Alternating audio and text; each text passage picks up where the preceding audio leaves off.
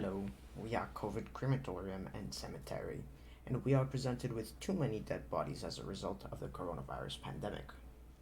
If you wish to end up like the hundreds we need to process in our facilities, then do not get vaccinated. If you want your parents to end up like the hundreds we need to process, then don't get vaccinated. But if you wish to prosper and strive in today's society and live a semi normal life, then get the vaccination. We are presented with too many unwanted deaths, and getting scientifically proven shots could benefit you by keeping yourself, your family, and your loved ones safe. It would be in your best interest to not have to come here, as the ones who enter leave with grief, guilt, and sadness. To prevent this, all you have to do is get 2 shots for Pfizer and Moderna and 1 shot for Johnson & Johnson. That's all you have to do. The symptoms aren't severe as well, allowing you to get the shot and still be able to live life normally. Having a sore arm from one day is so much better than having to lose your smell, taste, or your life. My grandparents didn't go out, and so they didn't get vaccinated. I thought that would be the end to my story.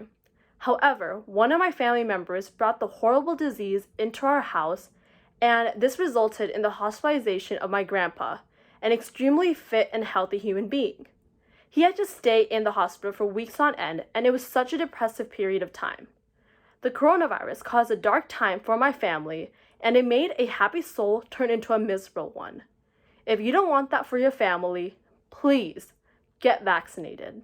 42.1% of Americans still unvaccinated.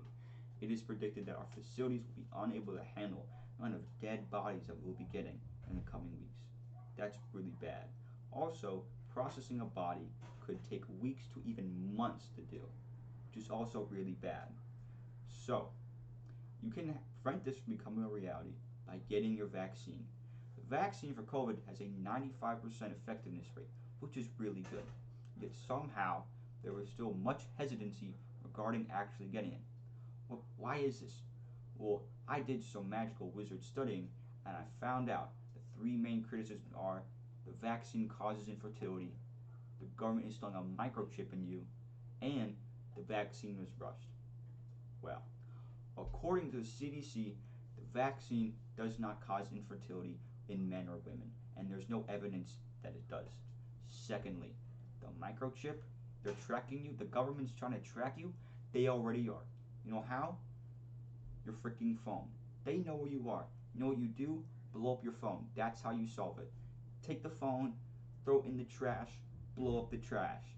Then finally, regarding the readiness of the vaccine has a 95% effectiveness rate against COVID. That's a good number. That's a really good number.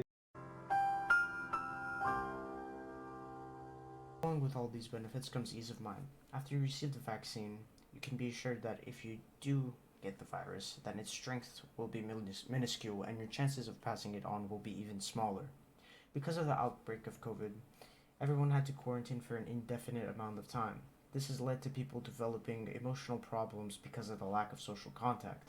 Now that school is back in session, everyone can socialize and return to themselves. Getting the vaccine can keep you in school instead of at home and in online schooling. With the vaccine, you can go out and socialize with higher safety, and if everyone gets the vaccine, then we can even return to normal life.